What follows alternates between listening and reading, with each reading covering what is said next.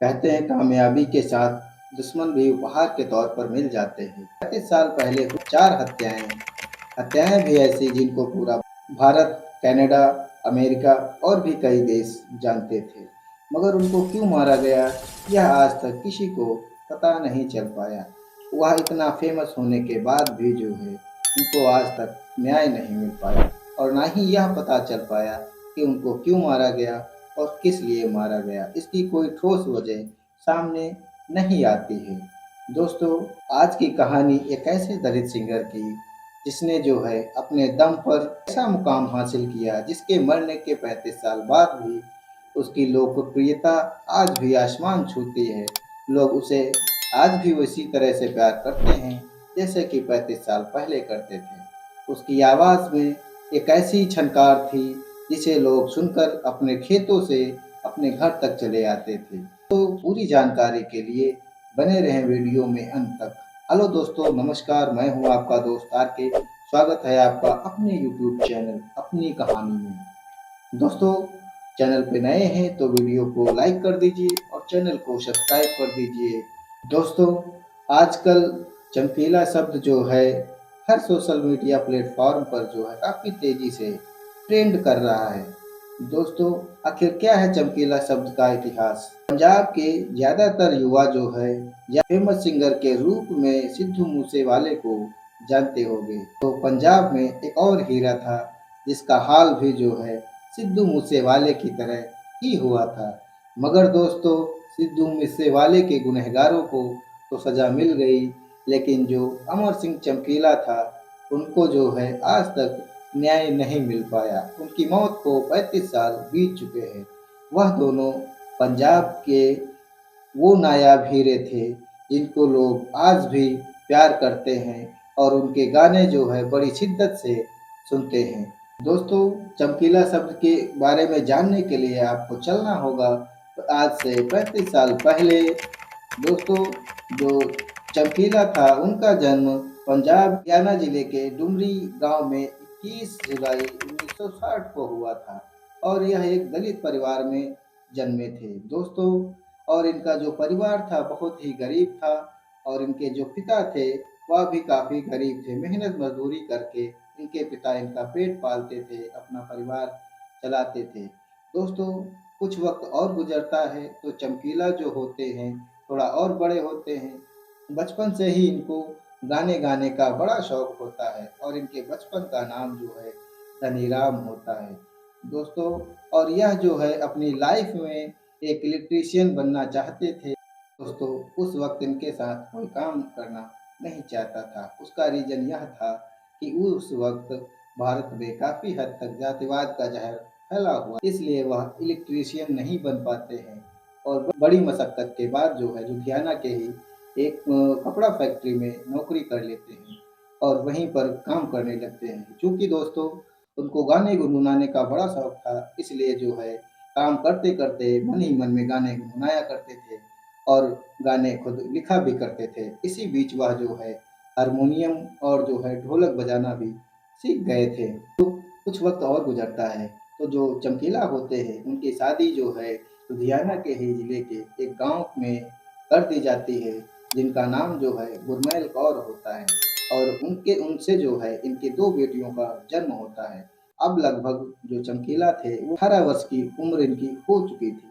अब चूँकि परिवार बड़ा हो चुका था, इनके 2 बच्चे थे, इसलिए घर का खर्च चलाना बड़ा मुश्किल हो रहा था क्योंकि कपड़ा फैक्ट्री में इतना पैसा नहीं मिलता था जिससे जो है उनके परिवार का खर्च चल सके। इसलिए उन्होंने जो है अपने लिखे गाने बेचने का जो है संकल्प किया और वह जो है पंजाब के फेमस सिंगर सुरेंद्र सिंधा से मिलने के लिए निकल पड़ते हैं। दोस्तों, साइकिल से जाते हैं और इसी दौरान उनकी एक दिन जो है वो सुरेंद्र सिंधा से भी मुलाकात हो जाती है और यह अपने गाने उनको दिखाते हैं और सुरेंद्र सिंधा को जो है इनके गाने पसंद आ जाते हैं और इनको अपने स्टेज शो में रख लेते हैं और जो चमकीला होते हैं वह सुरेंद्र सिंधा के हर शो में जरी और शो का मैनेजमेंट और गाने लिख कर दिया करते थे, जिसके माध्यम से चमकीला का परिवार जो है चलता था और जैसे-तैसे उसका गुज़र-बसर होता था। दोस्तों, अब चमकीला की जो किस्मत थी वह इस तरह से चल रही थी। लेकिन दोस्तों, कुछ दिन और बीतते हैं तो किसी कारणवश जो सुरेंद्र सिंघा होते हैं, स्टेज शो के मालिक, वह जो है कनाडा चले जाते हैं। अब चूँकि जो है इनका शो भी लगा होता है, इसलिए स्टेज शो करने के लिए कोई मतलब पुरुष गायक नहीं होता है। इस बीच इनको एक बड़ा मौका मिलता है एक स्टेज शो में गाने के लिए। लोकल की गायिका थी, उनका साथ देने के लिए चमकीला को बुलाया जाता है और साल 1978 के आस-पास जो है इन्होंने उसके साथ जो है पहली बार अपना लिखा गाना गाया और यह गाना इतना फ़ेमस हुआ कि लोग जो है इनके लिए गाने सुने बिना ही रह नहीं पाते थे और इनकी डिमांड बढ़ गई थी। दोस्तों, इस तरह से वह जो है धीरे-धीरे करीब 3 महिला गायकों के साथ काम किया और एक से एक हिट गाने दिए। इससे इनकी जो लोकप्रियता थी और भी बढ़ती चली गई। लेकिन दोस्तों, उनको वहाँ पर कम पैसे मिलते थे और चमकीला थे, इन्होंने जो है अपना एक अलग जो है बैंड बनाने का निश्चय किया। बैंड का मतलब ये है कि अपना एक स्टेज शो होता है जो खुद करने लगे। अब दोस्तों, जब इन्होंने अपना बैंड खोल लिया तो इनको एक महिला सिंगर की ज़रूरत थी, जिससे उनका शो में 4 चाँद लग सके। साथ ही चमकीला को अमरजोत कौर की जानकारी मिलती है और अमरजोत कौर जो है इनके साथ पहला गाना साल 1980 में गाती हैं। दोस्तों, ठीक 2 साल के बाद जो है जब यह एल्बम आता है तो लोगों के प्रति दीवानगी और बढ़ जाती है, क्योंकि जो है चमकीला के गाने तो पहले ही लोग पसंद किया करते थे, लेकिन अमरजोत और चमकीला की जोड़ी को भी लाखों लोगों ने इस तरह से पसंद किया कि उनकी किस्मत जो है बिल्कुल खुल गई थी। अब लोग उनको जानने लगे थे। जो है धीरे-धीरे साल में 365 दिनों में 366 शो करने का भी रिकॉर्ड उनके पास था। हालाँकि जो चमकीला थे, वह अपने गानों में जो है पंजाब के ताज़ा हालात को गाते थे और यह बात जो है कुछ लोगों को पसंद नहीं आती थी। और उस टाइम पर जो 1980 का दशक था पंजाब में, उस समय खालिस्तानी मूवमेंट एक्टिव थी। तो दोस्तों, इनको कई बार यह गाने गाने के लिए जो है धमकियाँ भी मिलती, चमकीले तू यह गाने गाना बंद कर दे, वरना तेरा हाल बहुत बुरा होगा। लेकिन दोस्तों, चमकीले जो है जो गाना गाते थे, उसमें ज़्यादातर जो है पंजाब के शादीशुदा युवाओं के नाजायज़ संबंध, ड्रग्स और राजनीति, पुलिस प्रशासन का हाल और भी कई सारे ऐसे गाने थे जिनको लोग जो है बड़े ही प्यार से सुनते थे, क्योंकि वह पंजाब की सच्चाई बयाँ करते थे। लेकिन एक तरफ लोग यह भी सोचते थे कि जो है यह ऐसे गाने गाकर हमारे पंजाब की छवि को बदनाम कर रहा है और उसे मारने की धमकी देने लगते हैं। दोस्तों, अब जो चमकीला थे वह जो है थोड़ा डर जाते हैं और कहते हैं कि चलो ठीक है, मैं अब ऐसे गाने नहीं गाऊँगा। पहला शख्स तो नहीं हूँ कि मैं ऐसे गाने गाता हूँ, मुझसे भी पहले कई लोग ऐसे गाने गाते रहे हैं। दोस्तों, अब जो चमकीला थे वह ऐसे गाने गाना बंद कर देते हैं और फिर यह धार्मिक गाना गाना शुरू कर देते हैं और धार्मिक गाने भी इनके इतने हिट होते हैं कि लोग दीवाने हो जाते हैं। इनकी आवाज़ को लोग अफ़ीम समझने लगे थे, क्योंकि इनकी आवाज़ में इतना जादू था कि जो है लोग अपने खेतों में, अपने ट्रक ड्राइवर्स में, स्कूटर पे सफ़र करते हुए भी इनके गाने सुना करते थे और अपने गम के बोझ को उतारा करते थे। पंजाब के और भी सिंगर थे, उनका लगभग सारा काम ठप हो चुका था और जो चमकीला थे वो अपने एक शो का करीब 5,000 रुपए लेते थे। उस टाइम की बात है दोस्तों, आप सोच के देखिए 5,000 रुपए 1980 के दशक में जो है कितना होते थे, जबकि दूसरे सिंगर जो है 100-200 रुपए पर भी अपना स्टेज शो किया करते थे। सब चीज़ों से जो है उनके सहयोगी जो सिंगर थे, उनको भी काफ़ी बुरा लगा और जो सिंगर थे जिनका काम लगभग चमकीला ने बंद कर दिया था, उनको बहुत बुरा लगता और वह इसे जलन भी रखने लगे थे।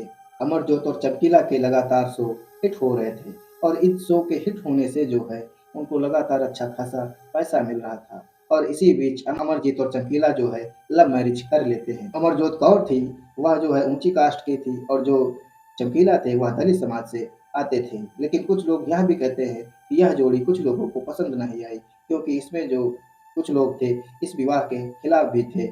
हालाँकि इस बात में कितनी सच्चाई है वह तो कोई नहीं जानता है। धीरे-धीरे वह अपनी मेहनत और लगन के माध्यम से जो है अपने गानों की मदद से जो है पूरे पंजाब और पूरे भारत और भी कनाडा और भी कई देशों में अपना नाम और पहचान बना लेते हैं। लेकिन दोस्तों, होने को तो कुछ और ही मंज़ूर होता है। कामयाबी हाथ लगती है तो दुश्मन भी हज़ार बन जाते हैं। दोस्तों, कहते हैं कि जो चमकीला था वह अपने फैन्स का गुलाम था और बीच में चमकीले ने एक दो शो ऐसे भी किए थे जिनमें उन्होंने अश्लील गाने भी गाए थे। हालाँकि जो चमकीले थे उन्होंने इन गानों के लिए पहले ही माफ़ी माँग ली थी और बोल चुके थे कि अब ऐसे गाने वो नहीं गाएँगे। लेकिन दोस्तों, यह गाने जो वहाँ के पंजाब के आतंकी थे उनको बहुत ज़्यादा बुरे लगते हैं और कहते हैं यही गाने उनके लिए मुसीबत का सबब बन गए थे। एक दिन चमकीले का शो भी लगा हुआ था और वह अपना शो करने के लिए पंजाब के जालंधर से करीब 40 किलोमीटर दूर मरहम गांव को जा रहे होते हैं। यह समय था 8 मार्च 1988। उनके पास जो है अपनी खुद की एम्बेसडर गाड़ी थी और उसमें करीब 5 लोग सवार थे। एक चमकीला, चमकीले की बीवी और चमकीले के 3 और साथी थे, जो मतलब जो है चमकीले के स्टेज शो में तबला, हारमोनियम इत्यादि बजाया करते थे। दोस्तों, और वहाँ पर जो मरहमपुर में चमकीले के चाहने वाले लाखों की संख्या में उसका इंतज़ार कर रहे होते हैं। इनके गाने सुनने के लिए वह बेकरार थे और जैसे ही चमकीले मरहमपुर पहुँचते हैं और पहुँचने के बाद जो है अपनी गाड़ी से उतरते हैं और उतरने के बाद स्टेज की तरफ बढ़ते हैं, तो वहाँ पर जो है एक 3 बाइक सवार युवक आते हैं जिनके हाथ में AK-47 जैसा आधुनिक हथियार होता है और चमकीले की तरफ ढल करके उन पर अंधाधुंध गोलियां चलाने लगते हैं। दोस्तों, पहली गोली जो है अमरजोत को लगती है और दूसरी गोली जो है चमकीले को लगती है और दोनों ही गिर जाते हैं और उनके 2 और साथी जो उनकी टीम में होते हैं उनको भी गोली लगती है और उनकी डेथ जो है मौके पर ही हो जाती है। उनमें से एक साथी के हाथ में गोली लगती है और वह किसी तरह से बचने में कामयाब हो जाता है। तो अब जो चमकीला था अपने फैंस के बीच में गोलियों का शिकार हो चुका था और उसे कोई बचाने भी नहीं आया था और ना ही इन लाखों की भीड़ में किसी ने यह जानने की कोशिश की आखिर चमकीला को किस लिए मारा गया और क्यों मारा गया, और ना ही किसी ने FIR कराई। कई दिन बाद जो है किसी तरह से पुलिस में उनके स्टाफ का एक आदमी कंप्लेन कराता है कि जो है चमकीले का कत्ल क्यों और किस लिए कराया गया, लेकिन जो पंजाब पुलिस थी वह भी चमकीले से लगता है गुस्सा थी या फिर वह खालिस्तानियों में बिजी थी, इसलिए जो है वह केस जो है जस का तस रह गया। चमकीला आज भी पंजाब के लोगों के दिलों में बसते हैं और आज भी उनके गाने रिकॉर्ड तोड़ते हैं और लोग बड़े चाव से उनका गाना सुनकर जो है अपने सारे गम भूल जाते हैं। चमकीले के कत्ल में कई सारी वजह जो है सामने आती हैं। दोस्तों, इन सब में जो है पुलिस प्रशासन की बड़ी लापरवाही भी साफ दिखाई देती है। को लगभग आज 35 साल बीत चुके हैं लेकिन केस जस का तस बना हुआ है। दोस्तों, यह ट्रेंड इसलिए कर रहा है क्योंकि नेटफ्लिक्स पे एक मूवी आई है जिसका नाम चमकीला है और इस वजह से जो है लोग चमकीले का क्रेज बढ़ गया और चमकीले को लोग जानने की कोशिश कर रहे हैं, इसलिए मैंने ये स्टोरी आप लोगों के बीच में रखी। दोस्तों, इस तरह से चमकीले का अंत हो जाता है और चमकीला आज भी लोगों के दिलों में जो है अमर है। दोस्तों, चमकीले को किस लिए मारा गया और क्यों मारा गया, इसमें कई थ्योरीज हैं।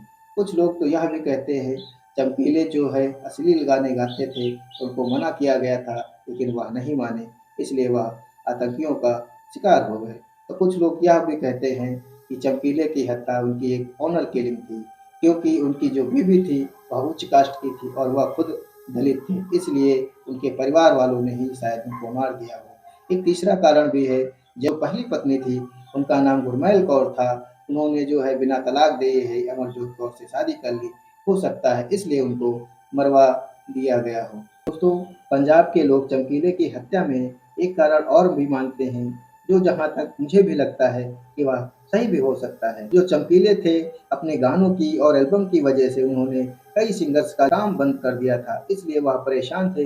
हो सकता है उन्होंने ग्रुप बनाकर जो है इनसे जलन रखते थे, इसलिए इनको मरवा दिया हो। कारण जो भी रहा हो दोस्तों, लेकिन हम तो यही कहेंगे कि जो चमकीला था पंजाब में अपना नाम रोशन कर गए और आज भी उनके गाए हुए गाने जो है जगह सुनने को मिल जाएंगे। दोस्तों, इस पूरे क्राइम पर जो है पुलिस प्रशासन के रवैये पर आप लोग क्या सोचते हैं, कमेंट बॉक्स में अपनी राय जरूर दीजिएगा। जरूर बताइएगा कि चमकीले की हत्या किस वजह से की गई होगी। दोस्तों, आज की कहानी में बस इतना ही। मिलते हैं नेक्स्ट वीडियो में एक नई कहानी के साथ में। चैनल पे नए हैं तो वीडियो को लाइक कर दीजिए और अगर वीडियो पसंद आई हो तो दोस्तों थोड़ा सा एक लाइक जरूर दे दीजिएगा। वीडियो बनाने में बहुत मेहनत लगती है दोस्तों। तब तक के लिए दोस्तों बाय बाय, धन्यवाद।